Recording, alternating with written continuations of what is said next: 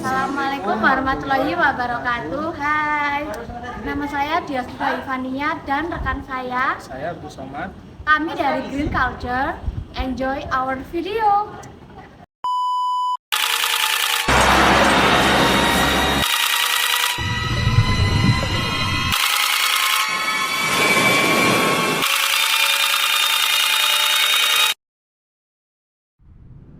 Persoalan sampah ternyata masih saja menjadi polemik di Indonesia. Sampah bahkan Indonesia menyandang predikat juara 2 penyumbang sampah plastik terbesar di dunia setelah Tiongkok. Dan sampah.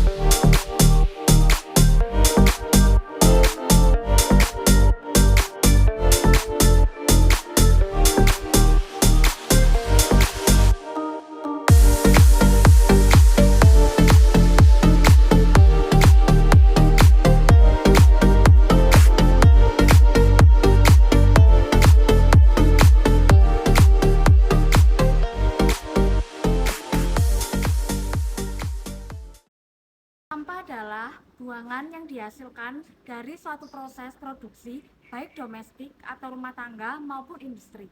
Dalam Undang-Undang Nomor 18 Tahun 2008 tentang pengelolaan sampah disebutkan bahwa sampah adalah sisa kegiatan sehari-hari manusia atau proses alam yang terbentuk padat atau semi padat berupa zat organik atau anorganik, bersifat dapat terurai atau tidak dapat terurai, yang dianggap sudah tidak berguna lagi dan dibuang ke lingkungan. Ditinjau dari sumbernya, sampah berasal dari beberapa tempat, yaitu yang pertama, sampah dari pemukiman penduduk. Pada suatu pemukiman, biasanya sampah dihasilkan oleh suatu keluarga yang tinggal di suatu bangunan atau asrama. Jenis sampah yang dihasilkan biasanya organik, seperti sisa makanan, atau sampah yang bersifat basah, kering, abu plastik, dan lainnya. Yang kedua, dari sampah dari tempat-tempat umum dan perdagangan tempat-tempat umum adalah tempat yang dimungkinkan banyak orang berkumpul melakukan kegiatan. Tempat-tempat tersebut mempunyai potensi yang cukup besar dalam produksi sampah, termasuk tempat perdagangan seperti pertokoan dan pasar. Jenis sampah yang dihasilkan umumnya berupa sisa-sisa makanan, sayuran, bau busuk, sampah-sampah kering, abu plastik, kertas, dan kaleng-kaleng, serta sampah lainnya. Sampah kini menjadi salah satu polemik permasalahan yang terjadi di Indonesia. Hampir di setiap daerah di Indonesia memiliki tabungan berupa sampah dengan jumlah yang tidak sedikit, bahkan hingga jutaan ton sampah yang beredar di mana-mana. Hingga saat ini sampah Indonesia semakin banyak dan semakin tinggi pula tingkat data diperoleh dari sampah. Dampak negatif sampah-sampah padat yang bertumpuk banyak tidak dapat teruraikan dalam waktu yang lama akan mencemarkan tanah. Yang dikategorikan sampah di sini adalah bahan yang tidak dipakai lagi atau refuse karena telah diambil bagian-bagian utamanya dengan pengolahan menjadi bagian yang tidak disukai dan secara ekonomi tidak ada harganya. Lokasi dan pengelolaan sampah yang kurang memadai, seperti pembuangan sampah yang tidak terkontrol, merupakan tempat yang cocok bagi beberapa organisme dan menarik bagi berbagai binatang seperti lalat dan anjing yang dapat menjangkitkan penyakit, seperti penyakit diare, kolera, tipes, penyakit jamur, misalnya jamur kulit, lalu penyakit yang dapat menyebar melalui rantai makanan. Salah satu contohnya yaitu suatu penyakit yang dijangkitkan oleh cacing pita atau Taenia. Cairan rembesan sampah yang masuk ke dalam saluran drainase, saluran irigasi, atau sungai akan mencemari air yang ada. Berbagai organisme termasuk ikan menjadi terancam keberadaannya dan bahkan bisa lenyap sehingga ekosistem perairan biologis pun bisa berubah. Dampak sampah juga mempengaruhi pada aspek sosial dan ekonomi.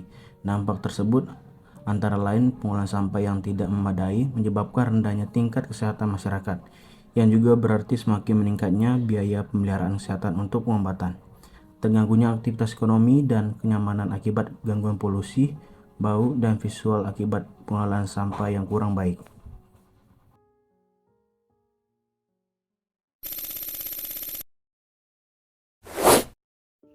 Meski beberapa tempat pembuangan sampah di Indonesia sudah menjalankan fungsinya dengan baik, namun sebagian lagi masih jauh dari kata optimal.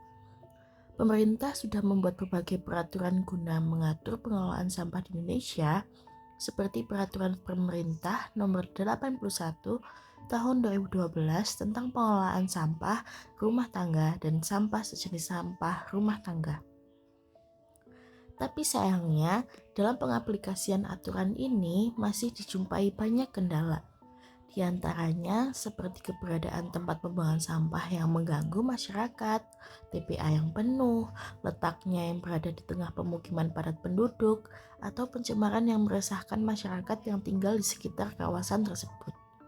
Padahal, apabila dijalankan dengan benar, dapat membantu mengatasi permasalahan timbunan sampah nasional, juga mendukung Indonesia bersih sampai 2025.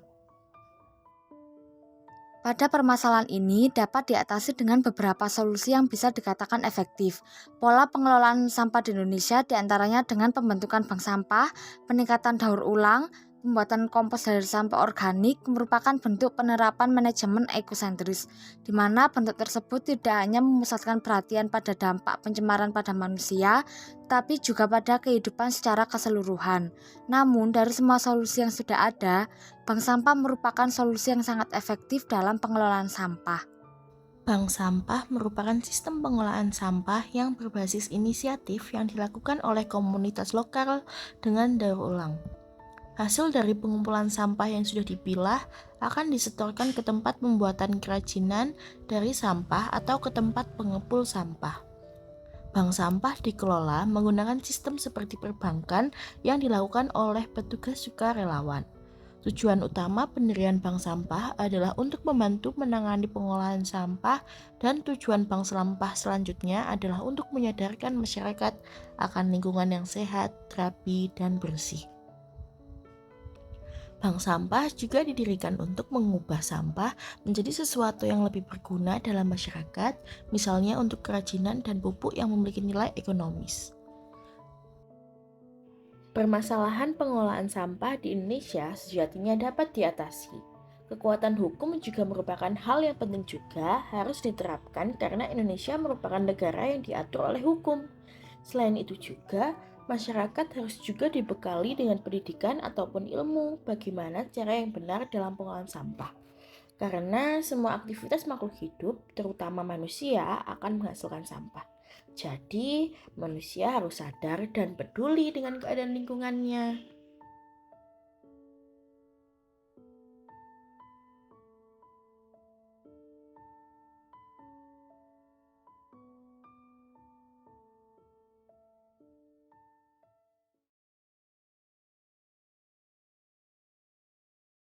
Jangan lupa like dan subscribe. Nantikan video kita selanjutnya. Jumpa lagi di video selanjutnya.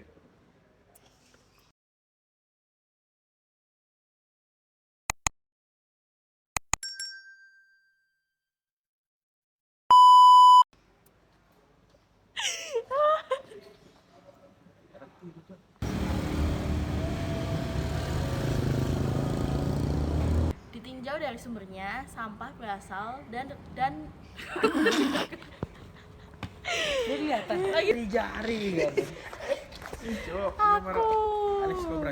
Pian Dusin, hai. kok silau coba. So, jadi terima kasih yang udah nonton. Jangan lupa like, comment, dan subscribe. Dan like